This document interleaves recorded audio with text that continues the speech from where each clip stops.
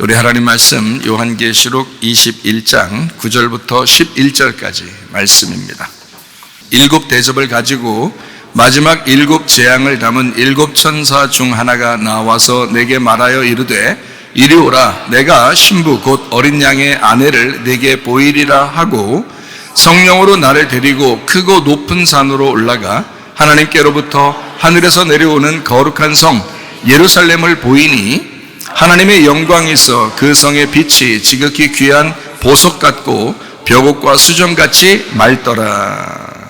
아멘.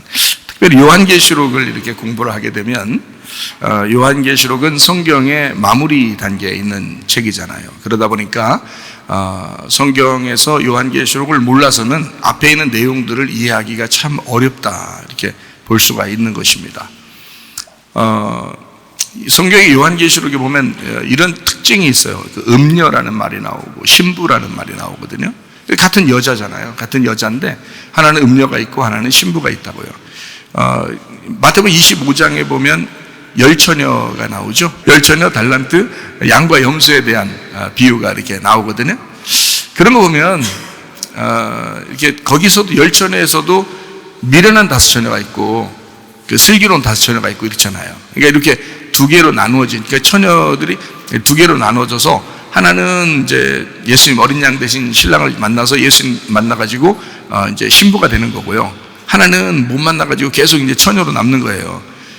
그런데 이제 그걸 미련하다 이렇게 말을 하는 거죠. 그 사람들은 왜 미련한 거 봤더니 기름 등불을 준비하지 못했다 그렇게 돼 있죠. 원래는 기름 등불이 있었죠. 둘 다 켜 있었잖아요. 그런데 그 미련한 사람들은 왜 미련하냐 봤더니 기름 등불을 준비하지 못해서 그런 거예요. 그럼 기름 등불 준비하지 못한다는 말은 다른 말로 말하면 성령님을 이제 충만하게 준비하지 못했다 이렇게 말씀 되겠죠, 그죠? 그럼 성령님은 뭘로 역사하시면 말씀으로 역사하거든요. 그래서 말씀이 충만하게 준비되지 못했다 이렇게 볼 수 있는 거죠. 다시 말하면 말씀을 옛날에 10년 전에 말씀 들었는데, 작년에 들었는데, 지난달에 들었는데, 아니 지난주에 말씀은 들었는데 이번 주부터는 말씀을 딱 끊고 살았다. 이러면 이제 미련한 5처녀가 되는 것입니다. 그러니까 계속 기름이 채워져야 되거든요. 다시 말하면 말씀이 계속 채워져야 된다 이런 말을 얘기하는 거거든요. 그걸 이제 슬기로운 5처녀라고 그렇게 말하는 거예요. 그러니까 미련한 5처녀가 간단합니다. 말씀을 준비하지 않는 사람들을 얘기하는 거예요. 슬기로운 5처녀는 말씀을 준비하는 사람을 얘기하는 거예요. 그거를 기름으로 얘기하는 거예요. 그러니까 말씀에서 성령이 나오죠. 그죠?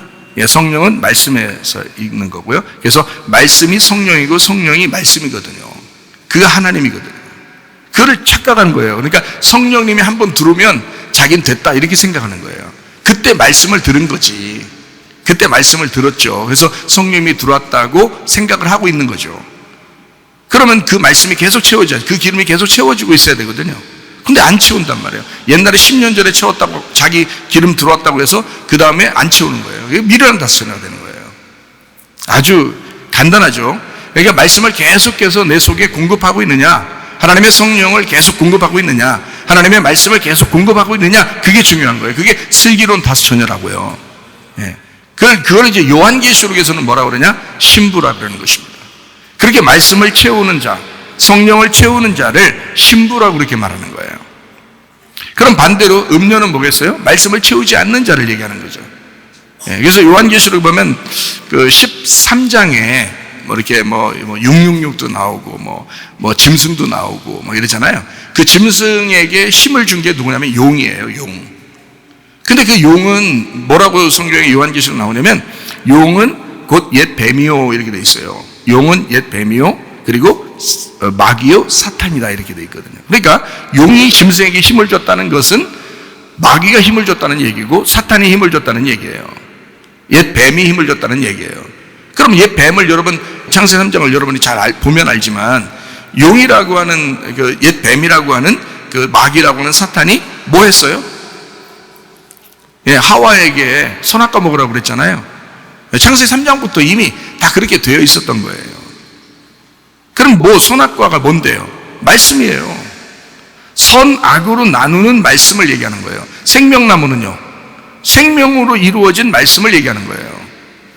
그러니까 여러분이 생명나무 열매를 먹을 것이냐, 다시 말하면 생명의 말씀을 먹을 것이냐, 아니면 선악으로 이루어진 말씀을 먹을 것이냐, 그건 우리가 선택을 해야 된단 말이죠.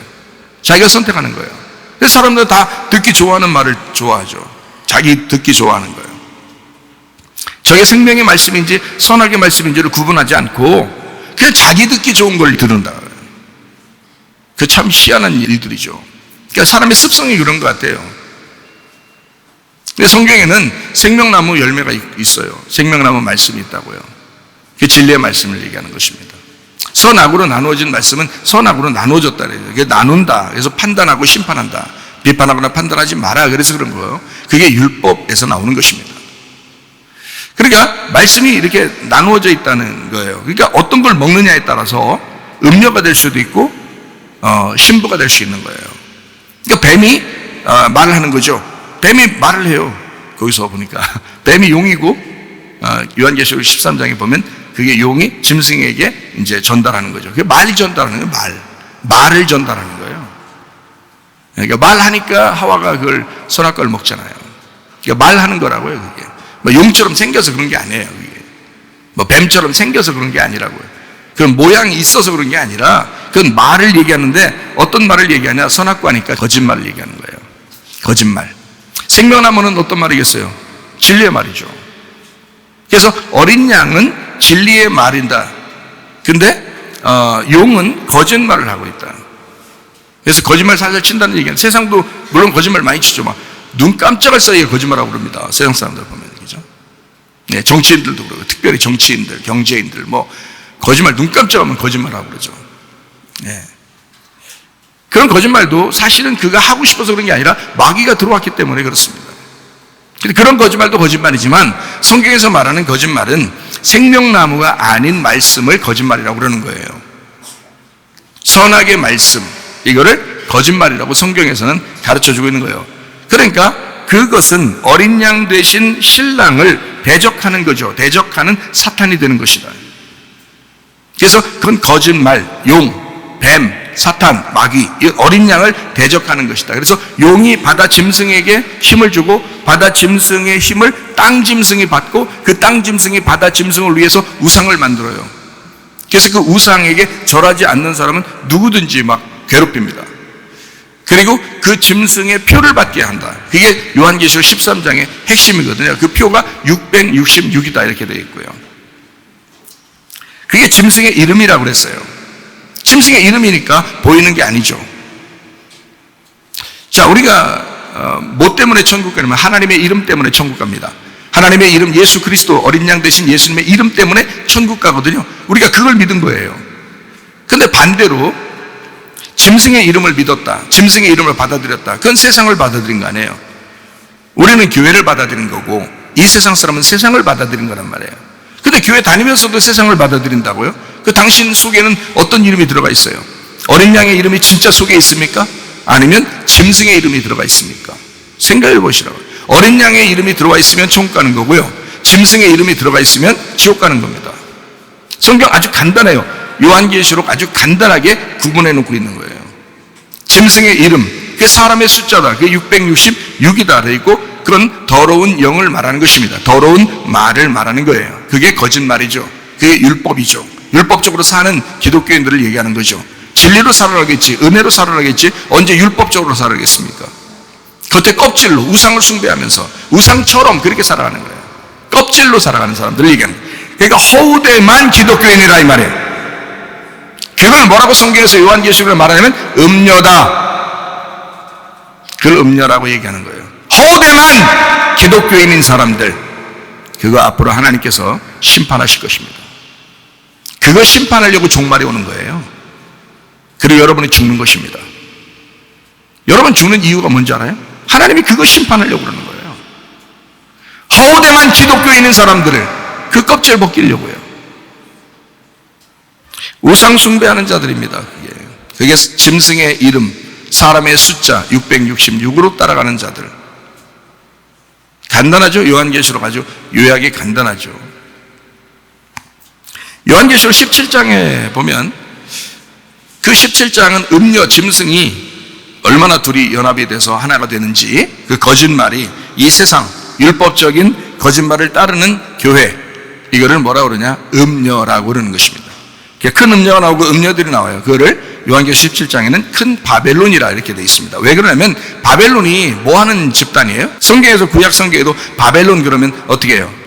예루살렘을 멸망시킨 민족이죠, 그죠? 바벨론. 그게 세상이라고 하는 거예요. 하나님의 백성들을 멸망시키는 거, 이거를 큰 바벨론이라고 얘기하는 거예요. 뭘로 멸망시켰어요? 거짓말로. 다른 게 아니에요. 거짓말로. 그 거짓말이 뭐예요? 율법적인 것으로, 어떤 규칙으로. 그래서 여러분, 교회 다니는 사람들에게 잘못된 얘기 해가지고 따르라고 하지 않습니다. 세상 말하는 거 들어보면요, 다 옳은 얘기 같이 들려요. 그러니까 따라가는 거예요. 근데 성경의 이야기는 그렇게 하지 않습니다. 완전히 반대예요. 반대로 돼 있다 그랬죠, 성경은. 그래서 사람들이 교회를 따르느냐 세상을 따르느냐는 것은 아주 손바닥 뒤집기처럼 그렇게 아주 가까이 있어요. 그래서 교회 다니는 사람들이 언뜻 자기도 잘 모르면, 자기도 가르치는 사람들이 더 문제죠. 가르치는 사람이 진짜 내가 진리의 말을 하고 있느냐 아니면 내가 거짓말하고 있느냐는 가르치는 사람이 먼저 문제고, 그것을 듣는 사람들이 뭘 어떻게 판단하고 어디를 따라가야 되느냐를 자기들이 선택해야 되는 거죠. 근데 문제는 자기들이 듣기 좋아하는 것으로 따라간다는 거죠. 제가 만약에 성도라면 저는 듣기 좋은 것으로 따라가는 게 아니라 나를 살리는 것을 따라가려고 할 거라요. 그러니까 나도 내가 목사니까 말씀을 증거하는 사람이잖아요. 그러니까 말씀을 증거하는 사람으로서 나는 진리를 말하고 있느냐를 늘 점검한단 말이죠. 이 세상에 있는 얘기를 하는 거냐? 아니면 진짜 하나님 말씀을 내가 얘기하려고 할 것이냐라고 하는 건 내 스스로 날마다 점검한다. 요한계시록 19장에 보면 어린 양의 혼인잔치가 나옵니다. 그 어린 양도 역시 말이에요, 말씀. 어린 양이 말씀이지 뭐예요? 진리의 말씀. 그래서 그 말씀은 거짓말이 아니라 진짜 말씀, 참된 말씀, 그걸 어린 양이라고 말해요. 그걸 진리의 말씀이라고 하는 겁니다. 그 어린 양이 진리의 말씀이니까 색깔이 없죠. 깨끗하죠. 그래서 백마 타고 다닌다 그렇게 말한 거예요. 진짜 뭐 흰말 타고 돌아다니겠어요? 생각을 해보세요. 여러분이 하늘나라 올라갔더니 막 말 타고 다니더라. 다 이상하잖아요. 그것도 그거 아니라고. 요한계시록 19장에는 그 백말 타고 다닌다는 말은 색깔이 없는 말을 타고 다닌다는 얘기고, 색깔이 없다는 말은 혼합되지 않았다, 누룩이 섞이지 않은 그 말씀을 가지고 있다 이 말입니다. 그 말씀을 타고 다닌다. 근데 거기에 어린 양의 혼인잔치에 청함받은 그 신부가 나와요. 그 신부가 역시 백말 타고 따라다닙니다. 어린 양을. 그리고 흰 세마포를 입습니다. 그 백말 탄 흰 세마포 입은 자, 마음의 성전, 어린 양 되신 예수님이 자기가 성전이라고 그러죠. 근데 겉으로 나타나는 그런 성전 다 무너진다 그랬어요. 예수님이 다 무너뜨린다 그랬어요. 그럼 어디에 있겠어요? 그 성전이? 우리 마음 안에. 그 성전이 우리 마음 안에 있으니까 안 보여. 그 어린 양은 분명히 계신데 안 보인단 말이에요. 그래서 마음의 성전 되신 분, 그 마음의 성전이 뭘로 있어요, 여러분? 여러분 마음의 성전이 어떻게 가 있냐고, 여러분 속에? 말씀입니다. 말씀이 여러분 속에 들어가야 그 마음의 성전이 생기는 거예요. 여러분, 말씀이 안 들어오니까, 말씀이 없으니까 성경도, 아니 교회를 뭐 수십 년 다니면 뭐예요? 말씀도 모르는 걸. 이상하잖아요. 나중에 후회할 짓 하지 말고 말씀 잘 들으시기 바랍니다. 마음의 성전이 들어왔다는 말은 거룩한 영이 생겼다는 말이에요. 그걸 성령이라고 그러는 겁니다. 하나님의 말씀이 우리 속에 들어오면 그게 성령이라고 그래요. 거기 거룩한 영이라고 그래요. 그걸 진리의 말씀이라 그러는 것입니다. 그러니까 그 속에 성령이 충만하면, 그것도 날마다 기름을 자꾸 채워놓으면, 충만하게 되면 거짓말이 들어올 수 없죠. 율법이 들어올 수 없죠. 다른 말들이 들어올 수 없죠. 세상의 말들이 들어올 수 없죠. 666이 들어올 수 없죠. 짐승의 이름이 들어올 수 없죠. 이해가 되십니까? 그러면 신부가 뭐냐? 요한계시록의 21장 같은 데 이렇게 보면 신부에 대한 이야기가 나오죠. 그 신부는 새 예루살렘이에요. 새 사람, 신부, 진리의 말씀이라 이렇게 말해요. 요한계시록 19장 9절 말씀 한번 보면 이렇게 되어 있죠. 천사가 내게 말하기를 기록하라. 어린 양의 혼인잔치에 청함을 받은 사람들은 복이 있도다 하고, 내게 말하되 이것은 이 청함받은 사람들, 이거 신부죠. 청함받은 사람들은 하나님의 참되신 말씀이다, 진리의 말씀이라고 하더라. 이게 신부도 뭐가 된 거예요? 어린 양을 따라서 자기도 진리의 말씀이 된 거예요. 자기가 진리의 말씀 된 사람, 거짓말에 현혹되지 아니하고 세상의 말에 현혹되지 아니하고 하나님의 진리의 말씀에 현혹되어 하나님의 진리의 말씀이 된 사람을 신부라 그렇게 말한단 말이에요. 신부. 진리의 말씀 백마초, 백마타죠.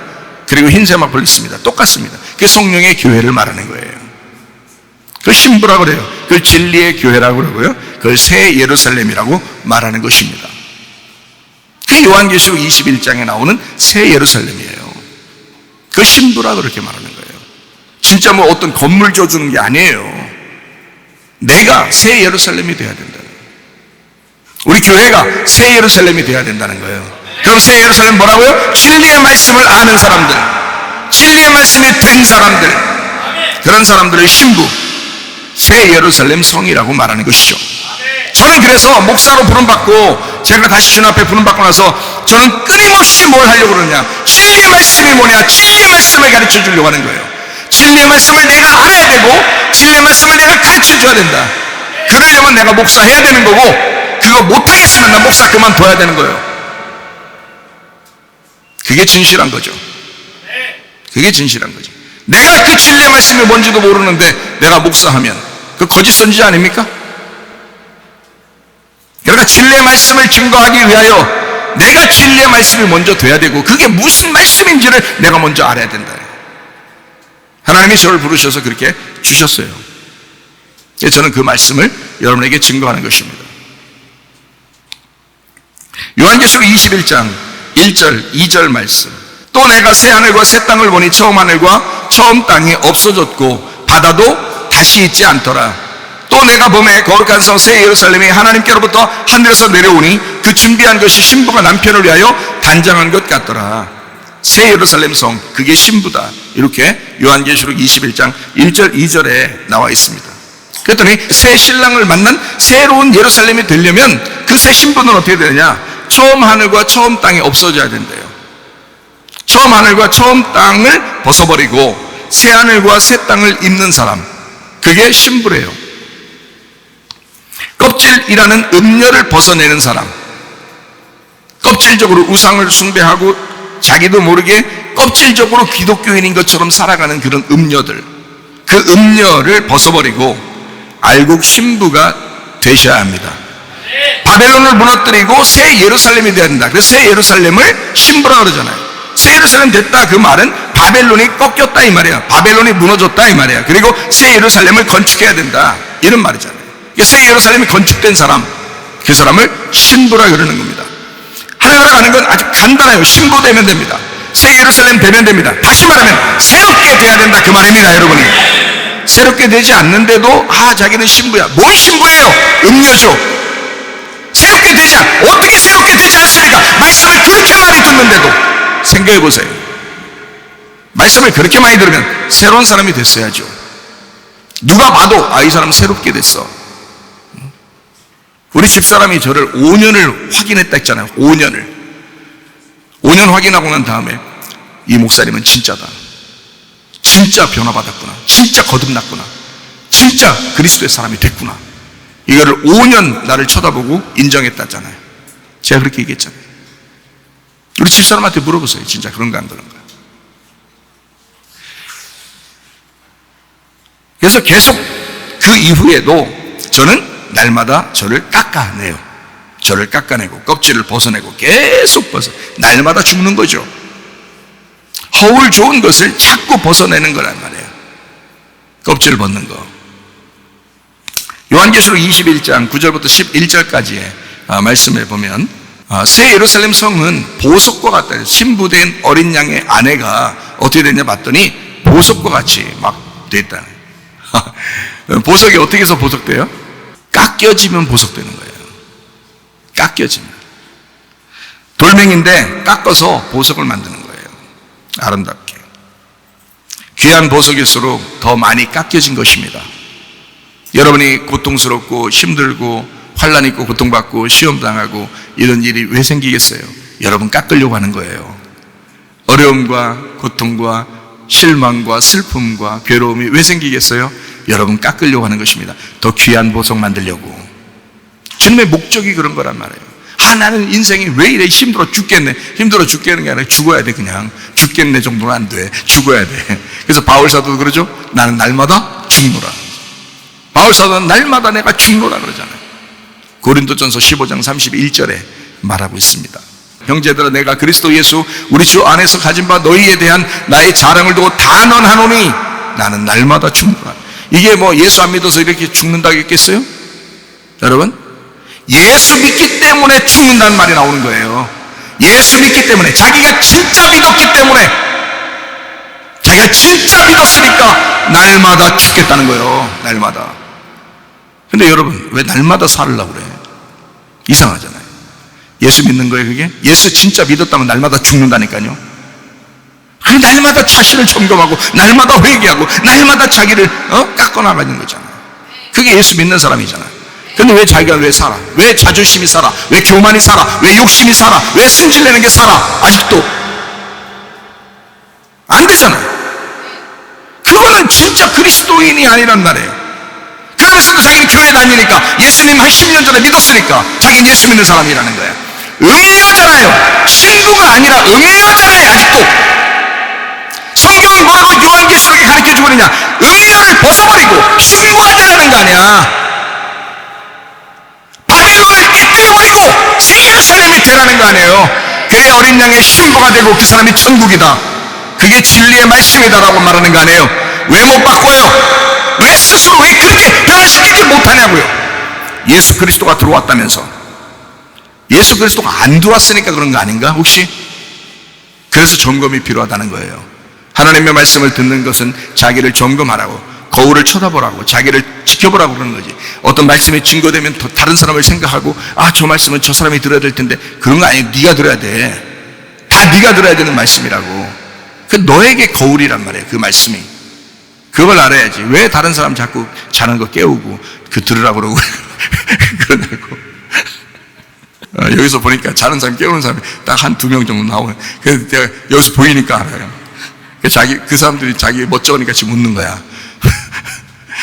자, 어쨌든 자기에게 말씀하시는 말씀이다. 거울이다. 이 하나님의 말씀은 다른 사람에게 얘기하는 게 아니다. 자기에게 말씀하시는 것이다. 주님이 여러분을 사랑하기 때문에 여러분에게 말씀하는 거다. 여러분을 깎아내서 새 사람이 되면 비교의식이 사라집니다.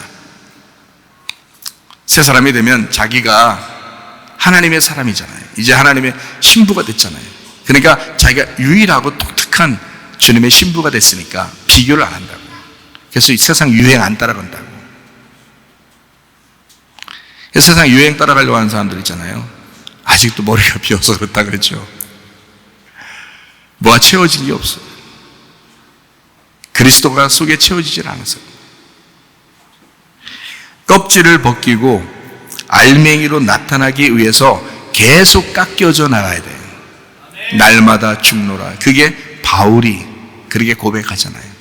자기는 그걸 자랑하겠다. 나는 날마다 죽는 거야. 그걸 자랑하겠다 그러잖아요. 여러분의 자랑은 무엇입니까? 돈이에요? 공부 많이 한 거? 아니면 직장 좋은 거? 아니면 뭐 가지고 있는 거? 자식 잘난 거? 뭘 자랑하려고 그러는 거예요? 막 자랑하고 싶죠? 여러분 잘난 거, 날씬한 거, 이쁜 거? 자랑하고 싶죠? 머리 비어 보여. 머리 깡통이지, 깡통. 빈수레가 요란하다. 그거 알죠? 껍질로 살지 마요. 그 음녀라고 알맹이로 사셔야 됩니다. 비교의식을 가진 사람들의 특징을 보면 자기 겉모습에 관심 있는 사람들에게서 나타납니다. 자기 겉모습에 관심이 있어요. 특히 자기 외모에 집중합니다. 더 비교하죠. 그래서 비교의식이 아주 강하죠. 연예인들은 자기들이 항상 이쁘다고만 생각할까요? 아니죠. 그렇지 않아요. 그 사람들도 서로 비교해요. 그래가지고 굉장히 우울해합니다. 그래서 연예인들이 막 자살하고 막 그런 사람도 많죠. 세상 공허하다고 그러면서 여러분 같으면 야, 저 정도만 이쁘면 세상 살만할 텐데 그럴 텐데 그 사람들은 또 그게 공허한 거예요. 또 희한하죠. 자기들끼리 비교하니까 그렇습니다. 다른 사람이 나보다 더 나은 외모를 가졌거나 더 높은 지위를 가졌거나 말을 더 잘하거나 더 착해 보이거나 더 똑똑하고 예쁜데 성적도 우월하거나 그럼 막 좌절스럽죠. 저건 이쁜데 공부도 잘해. 참 이게 진짜 막 미워하고 싶죠. 막 견딜 수 없는 모멸감을 느낍니다. 특별히 유달리 돈이 많은 사람을 보게 되면 괜히 주눅 들죠. 괜히 주눅 들죠. 돈이 막 엄청 많은 사람. 저는 그게 하나도 안 부럽거든요. 난 부럽지가 않아 진짜. 하는 게도 부럽지가 않아. 나는. 아니 진짜 그러냐고 나한테 내 속에 들어와서 보셔야죠 여러분이. 뭐 들어와 보진 않았으니까 모르겠지. 나는 그게 하나도 안 부러워요. 네. 그래서 그 사람한테 뭐 잘 보여야 되겠다 이런 것도 하나도 없어요. 이번에 목회자 세미나 때 오신 장로님 또 장인어른도 또 신협 이사장이더라고요. 세상에 그 나이 먹으신 할아버지가 앉아 계신데 아니 부자는 그렇게 대대로 부자더라고요 보니까. 그 장로님은 뭐 병원 그냥 이렇게 부자고 그 장인어른 또 신협 이사장이고 또 아니 부자는 대대로 부자들은 나는 한 개도 부럽지가 않아 그게. 그냥 막 세미나를 해. 말씀을 증거해. 울어. 앉아서 울어. 그 노인이 자기가 그래 끝나고 나서 왜 이렇게 재밌니 말씀이. 꼭 여러분 같은가 봐. 막 말씀이 이렇게 재밌니. 자기가 어디에 강의를 듣거나 세미나 들어도 졸려서 나이가 먹으니까 졸려 앉아서 한 6시간 막 7시간 앉아서 그냥 안 움직이고 앉아있으면 졸려가지고 죽겠던데. 그래서 그냥 나야 눈 감고 아예 자고 막 이렇게 온다는데 아이 세상에 스트레이트로 그냥 막 쉬지 않고 한 6시간 7시간 해버리니까 근데 안 졸리다는 거예요. 희한하게 막 질문까지 해 중간에. 그 노인이 말해요. 배운 사람이 확실히 있긴 있더라고. 이해가 쏙쏙 들어온대야 머릿속에.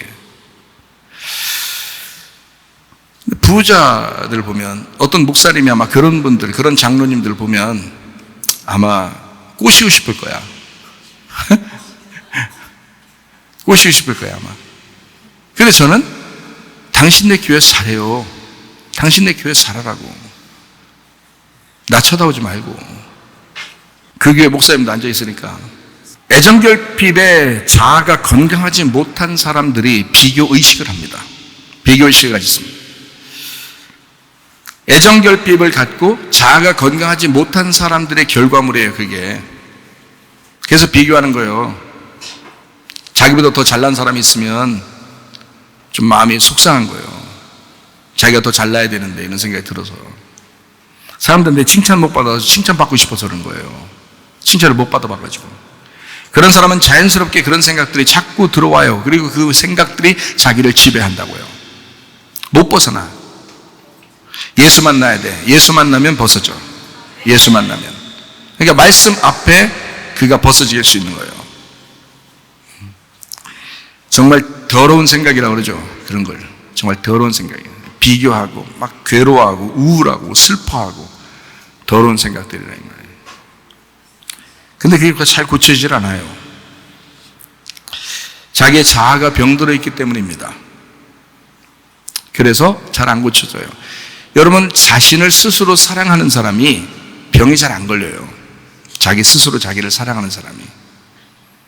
자기가 정말 귀한 사람이다라고 여기는 사람이 병도 잘 안 걸립니다. 근데 자꾸 괴로워하고 우울하고 힘들어하는 사람이 병도 잘 걸려요. 비교의식이 전혀 없는 내가 될 수가 있습니다. 어떻게 될 수 있냐? 외적으로 보지 말고 내면을 보면 게임 끝나는 거예요. 내면을 보면. 그 속을 보는 거죠. 겉에 모습이 이사장이냐? 겉에 모습이 뭐 병원장이냐? 상관없어요. 그 사람 돈 많냐? 그 사람 많이 배웠냐? 겉으로 보이는 거잖아요, 다. 상관없어요. 그 속을 보는 거예요. 너 진짜 기독교인이냐? 너 진짜 예수 믿는 거 맞냐? 너 진짜 그리스도의 신부 될 수 있냐? 너 지금 죽으면 천국 갈 수 있느냐? 그거 보면요 다 똑같아요. 다 똑같아요. 내 안에 주님이 계시면 됩니다. 그러면 모든 것이 행복해져요. 사울이 골리앗을 보게 되면요, 골리앗을 만나잖아요. 그러면 사울은 원래 키도 컸어요. 그 이스라엘 초대 왕인데, 다윗은 상대적으로 굉장히 작았고요. 성경에 기록한 걸 보면 다윗은 굉장히 상대적으로 작았다고 나오고, 사울은 굉장히 컸다고 나옵니다. 다른 사람보다 컸다고 그랬어요. 사울이. 근데 자기보다 더 큰 사람이 나타났어. 누구냐? 골리앗이야. 자기보다 월등해. 어마어마하게 크고 거인이고 용사야. 사울이 자기도 나름대로 굉장한 용사인 줄 알았는데 골리앗을 보니까 주눅 들겠어, 안 들겠어요? 주눅 들죠. 사울이 꼼짝 못합니다. 골리앗을 만나니까 자기가 열등해 보이는 거예요. 아, 자기는 이거 아무것도 아니구나 생각되겠죠. 그런 사람 보니까. 근데 다윗이 골리앗을 보게 되면 어떻게 될까요? 다윗이 골리앗을 보면 자기가 더 우월하게 느껴집니다. 다윗은 키가 작았어요. 어린 소년이에요. 사울은 어른이에요. 근데 자기 키보다 골리앗이 훨씬 커요. 장대합니다. 그러니까 사울은 겉의 모습을 보니까, 외적으로 외모를 보니까 열등하게 느껴져. 자기는 원래 그런 데 관심이 있는 사람이니까. 근데 다윗이라는 사람은 겉의 모습에 전혀 관심이 없어. 마음 속을 보는 거야. 저 골리앗 속에 뭐가 들어있냐, 이걸 보는 거예요. 내 속에 누가 있느냐, 이거 보는 거예요. 다윗이 키는 작은데, 어린 소년인데, 다윗이 골리앗을 보게 되면 자기가 훨씬 크게 보이는 거예요. 자기 속에 계신 하나님이 훨씬 더 크게 보이는 거예요. 그러니까 자기 속을 보니까, 저 사람 속을 보고 내 속을 보니까 다른 거야. 근데 겉모습을 보는 사람은 열등하게 느껴지죠. 그런데 여러분, 우리가 그렇게 세상을 살아가지 않느냐 이 말이야. 그래서 유행 따라가려고 그러고, 다른 사람 뭐 하면 자기도 하고 싶고, 다른 사람 뭐 비싼 거 가지면 자기도 비싼 거 가지고 싶고, 자식들이 저 잘 됐대, 공부 잘한대, 뭐 직장 좋은 거 가졌대 그러면 괜히 주눅 들어가지고 자식들도 너 왜 그렇게 공부 안 해? 막 이렇게 하고, 괜히 자기가 열등하니까, 다른 사람하고 비교해서 자기가 열등해지니까 그러는 거예요. 열등감이 쩔어서 그런 거예요. 근데 다윗은 우월감이 쩔어 있는 사람. 키는 작은데 우월감이 쩔어 있어. 골리앗 봐도 아무것도 안 해. 저건 밥이야, 밥. 자기를 유명하게 만들기 위해서 하나님이 저 앞에다가 하나 세우는 거야. 다윗은 그렇게 생각해. 다윗이 훨씬 더 우월하게 보인다 이 말이에요. 자기가 볼 때. 사울은 골리앗의 외모와 비교했고, 다윗은 골리앗의 내면을 보았기 때문에 그렇습니다. 그게 다른 점이에요. 여러분, 세상 살 때 어떻게 보냐, 내가 은혜 받고 보니까 어떠한 사람도 내가 겉모습으로 내가 비교하지 않고 싶고 비교하지도 않아요. 왜냐하면 그렇게 해서 내가 열등해지지도 않아요. 누가 물어봐요, 나한테 진짜 속상하지 않냐고 그러고, 진짜 이렇게 부럽지 않냐고 그러는데, 난 진짜 안 부러워요. 한 개도 부럽지가 않아요. 진짜. 나는 나를 알고 내 속을 알아. 난 다른 사람들을 속을 알아. 다윗 안에는 골리앗과 비교할 수 없는 크기의 하나님이 계셨습니다. 열등감은 교만에서 나오는 특징입니다. 잘 생각해 봐요. 교만한 사람이 열등감에 잘 빠져요. 교만한 사람이. 왜 그런지 알아요? 자기가 더 나아 보여야 되는데, 자기가 더 나아 보여야, 더 이뻐 보여야 되는데, 더 공부도 잘해 보여야 되는데, 돈도 더 많아야 되는데, 다른 사람한테 더 잘나 보여야 되는데, 이런 거죠. 더 나아 보여야 되는데 세상에 잘난 놈들이 너무 많은 거예요. 그래서 힘들어지는 거야. 자기가 더 나아 보이고 더 칭찬받고 더 좋아 보여야 되는데 이 세상에 너무 잘난 놈들이 많은 거야. 그러니까 자기가 힘들어지는 거야. 교만입니다. 잘난 사람 잘난 대로 살고, 못난 사람 못난 대로 살면 그만입니다. 예? 자기 속에서 느끼는 감정일 뿐이에요. 먼저 이것을 깊이 생각해 보시기를 바랍니다. 하나님이 내 안에 계신가? 하나님이 정말 내 안에 계신가? 이게 중요한 거예요.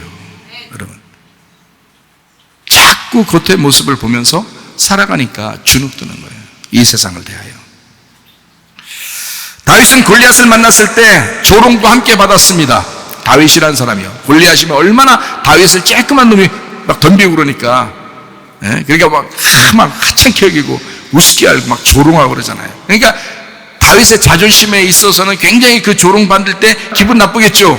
근데 전혀 개의치 않았습니다. 다윗이요. 왜? 건강한 신체를 가졌어요. 다윗은 건강한 정신을 소유했기 때문입니다. 자기가 건강하니까 비교하지 않았어요. 열등하지 않았어요. 자기가 오히려 우월하다고 생각했어요. 하나님이 자기와 함께한다고 생각했어요. 그러니까 전혀 비교의식을 느끼지 않으니까 그가 조롱을 해도 별로 기분 나쁘지 않은 거예요, 여러분. 근데 여러분, 누가 여러분 조금만 기분 나쁜 얘기 해보세요. 여러분, 기분 더럽죠. 왜 그래요? 열등감, 교만, 자존심.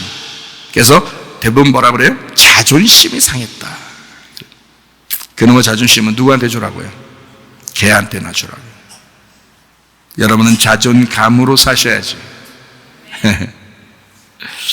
하나님이 나와 함께 하신다, 이거 하나면 족하지 않는가?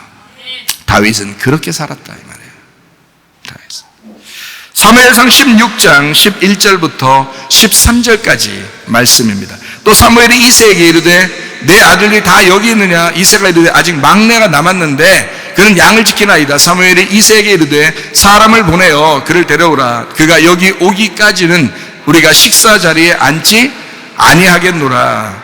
이에 사람을 보내어 그를 데려오매 그의 빛이 붉고 눈이 빼어나고 얼굴이 아름답더라. 여호와께서 이르시되 이가 그니 일어나 기름을 부으라 하시는지라. 사무엘이 기름 뿔병을 가져다가 그의 형제 중에서 그에게 부었더니 이날 이후로 다윗이 여호와의 영에게 크게 감동되니라. 사무엘이 떠나서 라마로 가니라 이랬습니다. 다윗에게 기름 부어 왕으로 선택합니다. 집을 가꾸는 것보다 자기 자신을 가꾸는 게 더 중요하고 외모보다 자기 마음을 가꾸는 것이 더 중요합니다. 다윗은 아무도 보지 않을 때 자기를 준비해 왔습니다. 다윗의 삶이 원래 그랬습니다.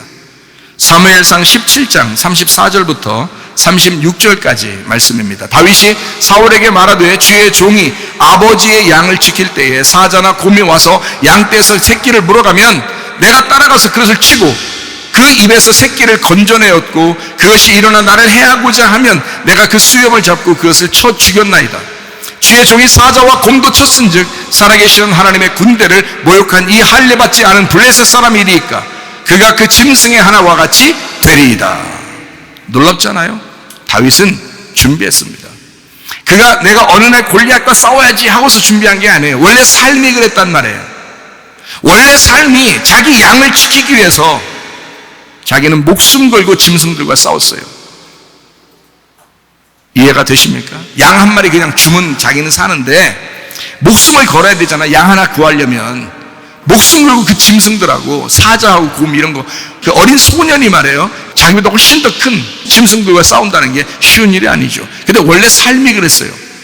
목자는 양을 지키는 거란 말이에요. 그러니까 저도 목사로서 여러분, 제가 얼마나 어릴 때부터 준비해 왔겠어요? 생각해 보세요. 여러분이 보지 못하는 그 장소에서, 여러분이 보지 못하는 그 시간에 내가 얼마나 많이 준비했겠냐고요. 수년을 하루에 10시간씩 성경 봤습니다. 하루에 10시간씩. 밥만 먹는 거 빼놓고는 10시간, 하루에 10시간 성경 보는. 그걸 얼마나 많이 봤겠냐고. 준비를 많이 해왔어요. 오늘 주님께서 은혜를 베풀어 주셨으니까 제가 깨닫게 됐고, 연결이 창세기도 요한계시도 딱 연결이 되니까 그런 거지. 그게 하루아침에 성경도 모르는데, 성경도 읽지도 않았는데 그렇게 온다? 그건 불가능합니다.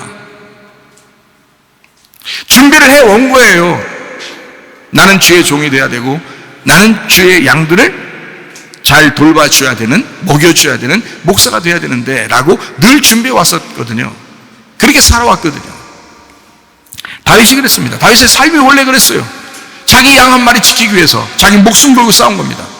지금으로 말하면 진리의 말씀 하나를 여러분에게 전달하기 위해서 말씀을 준비하고 주님께 그 말씀을 받아서 살아가는 사람, 그게 주의 종이란 말이에요. 그게 목사고, 다윗이 그런 삶을 살아왔다는 것입니다. 그렇게 준비한 사람 다윗. 사무엘상 15장 20절부터 23절. 사울이 사무엘에게 이르되 나는 실로 여호와의 목소리를 청종하여 여호와께서 보내신 길로 가서 아말렉 왕 아각을 끌어왔고 아말렉 사람들을 진멸하였으나 다만 백성이 그 마땅히 멸할 것 중에서 가장 좋은 것으로 길갈에서 당신의 하나님 여호와께 제사하려고 양과 소를 끌어왔나이다 하는지라. 사무엘이 이르되 여호와께서 번제와 다른 제사를 그의 목소리를 청종하는 것을 좋아하심같이 좋아하시겠나이까. 순종이 제사보다 낫고 듣는 것이 순양의 기름보다 나으니. 사무엘상 15장 27절 말씀입니다. 사무엘이 가려고 돌아설 때에 사울이 그의 겉옷자락을 붙잡음에 찢어진지라. 우리 안에 늘 아말렉이 존재합니다. 그 아말렉을 제거해야 돼요. 아말렉은 우리의 육체와도 같은 것입니다. 이미 출애굽기 17장에 16절에 이렇게 말씀했습니다. 이르되 여호와께서 맹세하시기를 여호와가 아말렉과 더불어 대대로 싸우리라 하셨다 하였더라. 이 말이 무슨 말이냐면 여호와 니시 그랬어요. 여호수아는 밑에서 아말렉과 싸우고 모세는 위에서 이제 두 손 높여 들고 아론과 훌이 손을 받쳐들고 승리하는 장면이 나오죠. 산꼭대기에서. 우리를 위해서 중보하시는 주님이고 밑에서 우리를 위해서 싸우시는 주님이십니다. 지금도 싸우시는 주님이셔요. 우리를 대신해서. 그분이 주님이신데 여호수아, 여호와, 예수. 그런데 이 여호와 니시라고 했을 때 그때 그 해석을 출애굽기 17장 16절에 한 거예요. 그 해석을. 여호와 니시 그러면 여러분 잘 봐요. 여호와가 여호와고요. 니시는 승리입니다. 그럼 여호와 승리 이렇게 해석을 하든지 아니면 여호와 니시가 이제 반대를 하면 승리하시는 여호와 이렇게 하면 되거든요. 해석을. 그런데 해석을 어떻게 했냐면 성경에는 이렇게 기록을 해놨어요. 해석을 출애굽기 17장 16절에 이르되 여호와께서 맹세하시기를 여호와가 아말렉과 더불어 대대로 싸우리라 하셨다 했더라. 그러니까 그때만 싸운 게 아니라 계속해서 앞으로도 계속 싸울 것이다 라는 그런 말로 써놨다고요. 여호와 니시를. 그러니까 그때도 싸워서 승리하시지만 지금도 싸워서 승리해야 되는, 몇천 년 지나서도 싸워도 승리해야 되는 것이 아말렉과의 싸움이었다. 그걸 주님이 승리하실 것이다 이렇게 하는 거거든요. 그게 여호와 니시다 이렇게 말씀합니다. 애굽을 탈출해서 광야에 나온 백성들에게 아말렉이 등장합니다. 하나님은 아말렉과 대대로 싸우시는 하나님이라고 자기를 소개했어요. 여호와 니시, 대대로 싸울 거야. 그럼 어떻게 해요? 우리 안에 아말렉이 존재한다는 얘기입니다. 여러분과 함께 아말렉이 존재한다는 얘기예요. 자, 우리가 기독교인 되고 교회 다니고 열심히 예수 믿는다고 하면서 성령 받았다고 하면서 쓰러지고 시험 들고 괴로워하고 염려하고 근심하는 게 뭐 때문에 그런지 아십니까? 아말렉 때문에 그래요. 아말렉이 계속해서 공격하고 있기 때문에 그래요. 그러니까 여호와 니시가 계속 일어나야 되겠죠. 여호와 니시가 계속 일어나야 되니까 바울은 그렇게 고백하는 거예요. 나는 날마다 죽노라. 자기가 죽어야 여호수아가 이기니까. 자기가 죽어야, 아말렉이라는 자기가 죽어야 여호와가 이기시니까 자기 속에서. 그러니까 바울은 날마다 죽는다. 그게 예수 믿는 사람들이 고백하는 것입니다. 날마다 죽는다.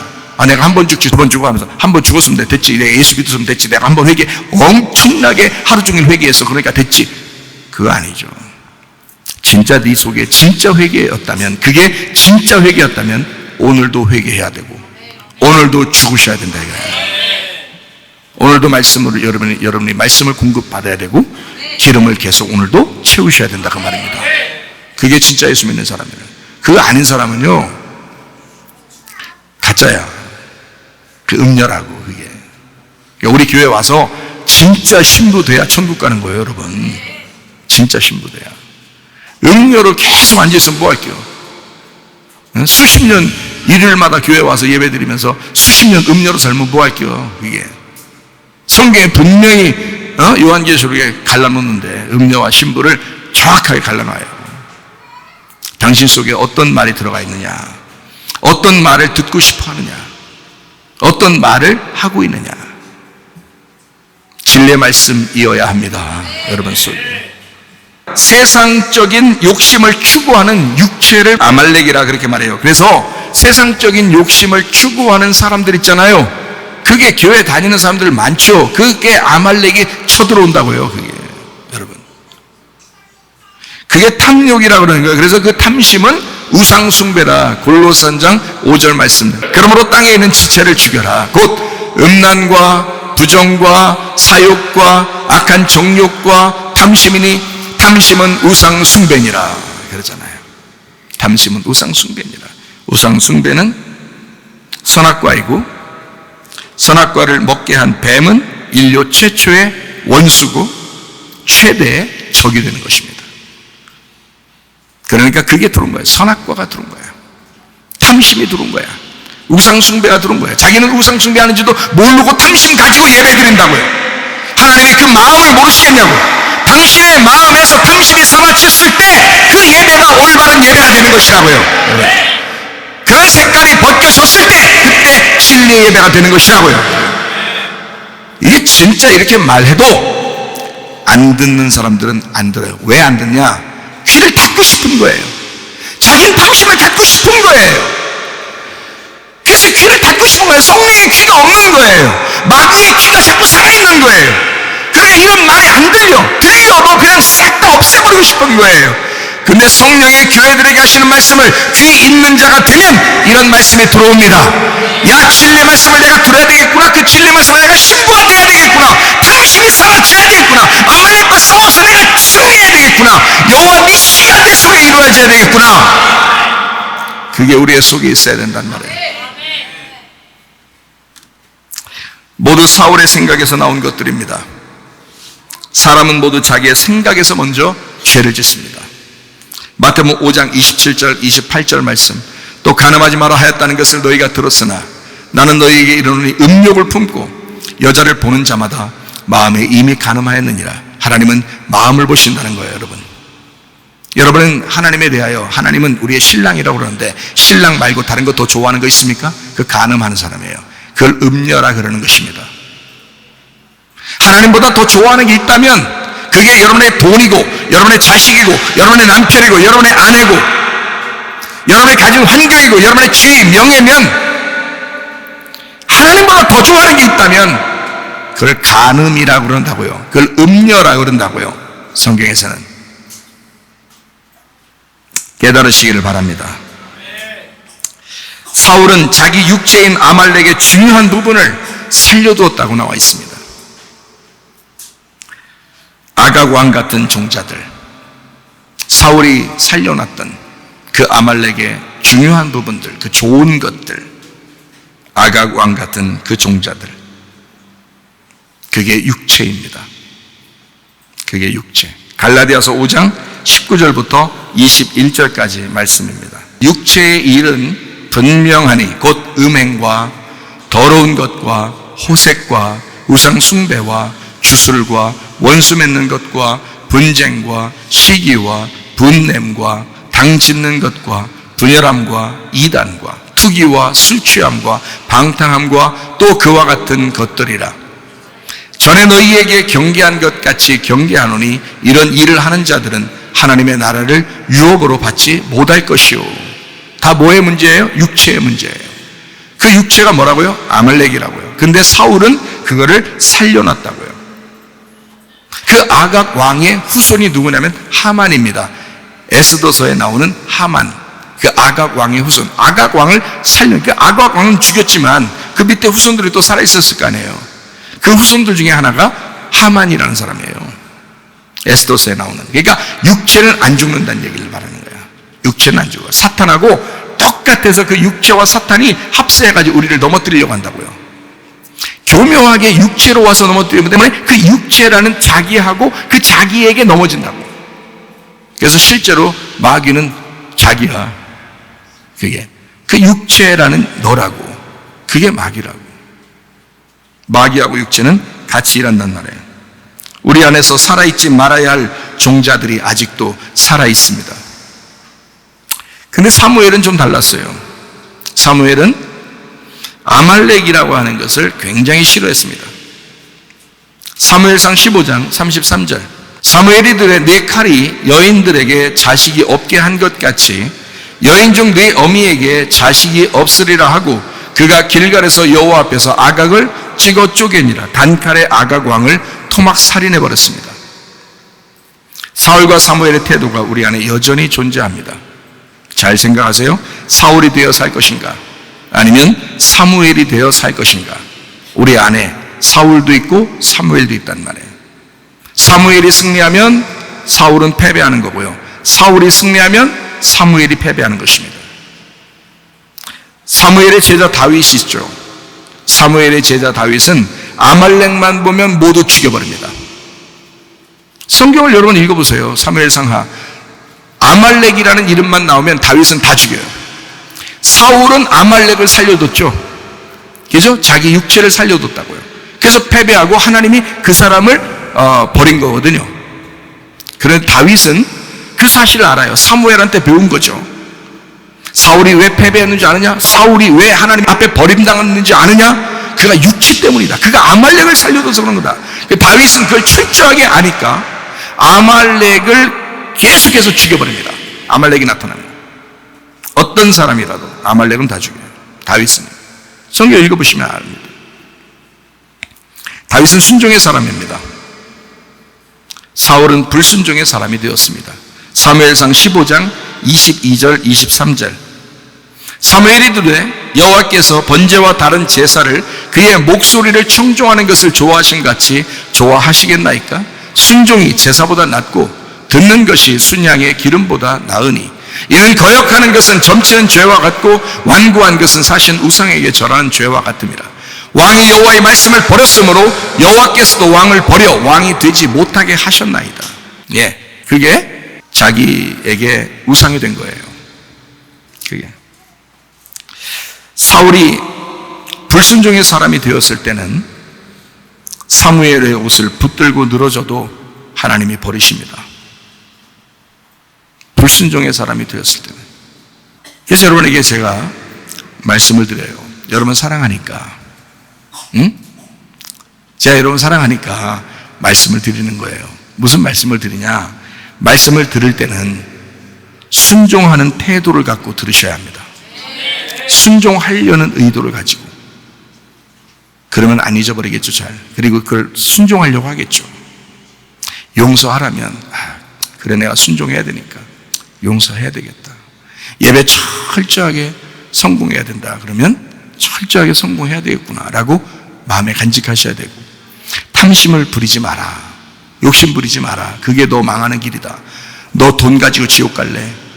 응? 그렇게 하면 안 된다. 너 욕심 부리지 마라, 탐심 가지지 마라. 그러면 적어도 그렇게 하려고 자기 자신이 스스로 회개하고 스스로 마음을 정리하고 그런 마음도 가지셔야 되는 거예요. 비교하지 마라. 이 세상하고 비교하지 마라. 너는 너로서 아름다운 거다. 그러면 그렇지, 나는 주님이 나를 보실 때 얼마나 아름답게 보실까, 그렇게 생각도 하시고, 그렇게 말씀을 들을 때에 순종하는 태도를 가지고, 순종하는 의도를 가지고 말씀을 들으셔야 된다, 그 말입니다. 하나님은 머리 잘 쓰는 사람을 선택하지 않으십니다. 겸손해서 은혜를 구하는 사람을 선택하십니다. 베드로전서 5장 5절의 말씀이에요. 젊은 자들아, 이와 같이 장로들에게 순종하고 다 서로 겸손으로 허리를 동이라. 하나님은 교만한 자를 대적하시되 겸손한 자들에게는 은혜를 주시느니라. 네, 교만하면 안 된다. 사울이 멸망당한 이유가 뭐겠어요?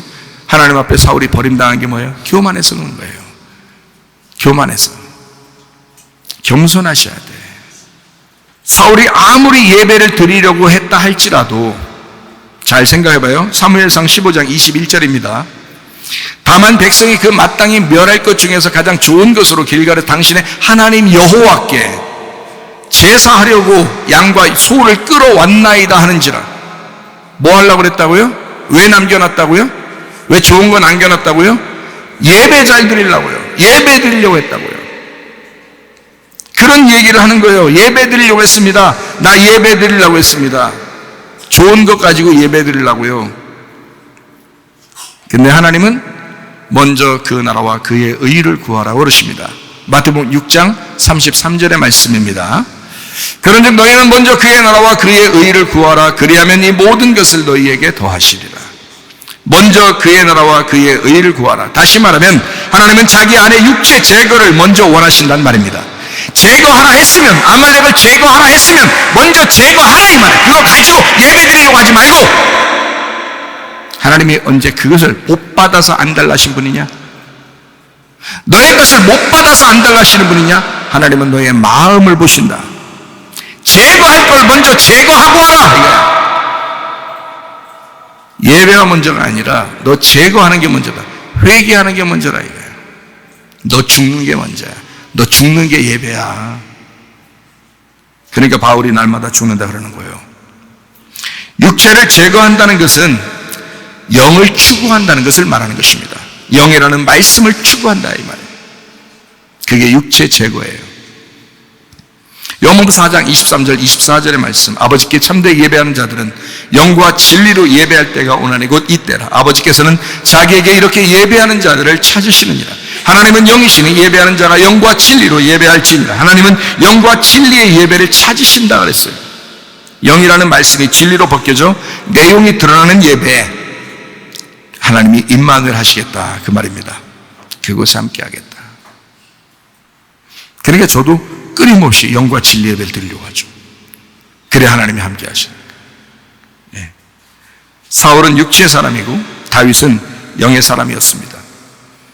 염려와 근심으로 불안한 사람은 하나님에게 자기를 맞추지 않고 하나님을 자기의 응답의 도구로 여깁니다. 그래서 자기가 소원했던 게 이루어지면 하나님 같은 거고 소원했던 게 이루어지지 않으면 하나님 같지가 않은 거예요. 그렇게 여기는 사람들. 하나님에게 전적으로 맡겼으면 아무것도 염려하지 말아야 합니다. 그것이 믿음 있는 태도입니다. 하나님을 전적으로 신뢰했던 다윗처럼 우리는 남들과 비교하지 말아야 합니다. 나는 유일한 나이다. 하나님 날 정말 사랑하신다. 하나님과 나만 있다. 그런 관계를 바로 유지해야 되겠다. 다른 어떠한 사람보다도 더 먼저 내가 하나님과 관계를 바로 해야 되겠구나. 그걸 하셔야 돼요. 하나님의 존재 가치를 우리 내면에 두고 살아야 합니다. 그게 다윗의 삶의 태도였다 이 말이에요. 우리는 서로 비교 대상이 아닙니다. 서로가 협력해야 할 대상입니다. 로마서 8장 28절 말씀입니다. 우리가 알거니와 하나님을 사랑하는 자 곧 그의 뜻대로 부르심을 입은 자들에게는 모든 것이 합력하여 선을 이루느니라. 골리앗은 우리 안에서 제거 대상입니다. 사울의 욕심도 우리 안에서 제거해야 할 대상입니다. 사울의 불순종과 종교심도 우리 안에서 제거되어야 합니다. 육신과 영은 비교되어서는 안 됩니다. 영의 사람이 되어야 합니다. 여러분과 제가 하나님의 말씀의 사람이 되어야 합니다. 비교하면서 경쟁하려고 하지 마시기를 바랍니다. 당신은 당신이라서 그냥 이쁜 겁니다. 세상은 경쟁을 유도하지만 영의 사람은 하나님 안에서 늘 즐겁습니다. 제가 그렇게 살아요. 실제로 그렇습니다. 그러니까 저와 같이 여러분도 그런 삶을 살았으면 좋겠다라고 얘기하는 거예요. 기도와 간구로 너희 구할 것을 감사함으로 하나님 앞에 아뢰라. 빌립보 4장 6, 7절의 말씀이죠. 아무것도 염려하지 말고 다만 모든 일에 기도와 간구로 너희 구할 것을 감사함으로 하나님 앞에 아뢰라. 그러면 어떻게 된다고요? 그래야면 모든 지각에 뛰어난 하나님의 평강, 이게 에이렌의 그 연합입니다. 하나님과의 연합이, 하나님의 평강이, 하나님의 연합이, 하나님과의 평화가 그리스도 예수 안에서 너희 마음과 생각을 지켜주실 것이다. 살아도 주를 위해 살고 죽어도 주를 위해 죽는 것입니다. 주님과 함께라면, 주와 함께라면 먹고 싶다 진짜.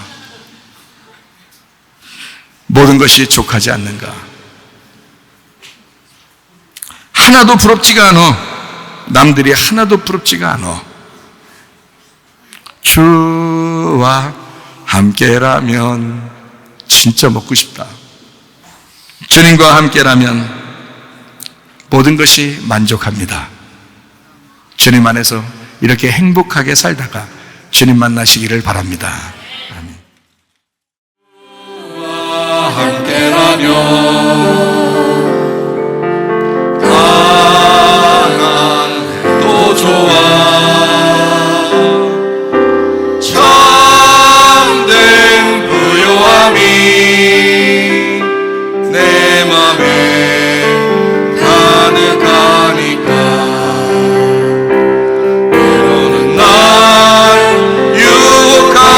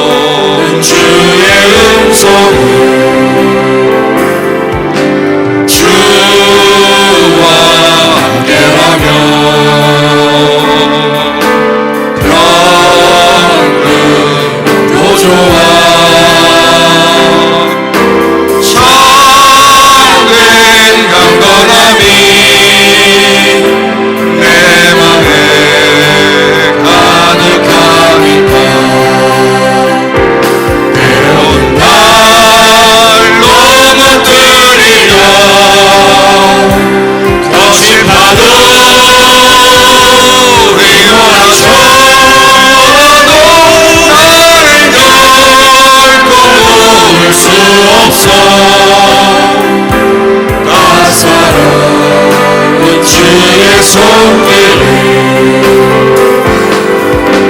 내 맘 아시는 주 항상 함께 계셔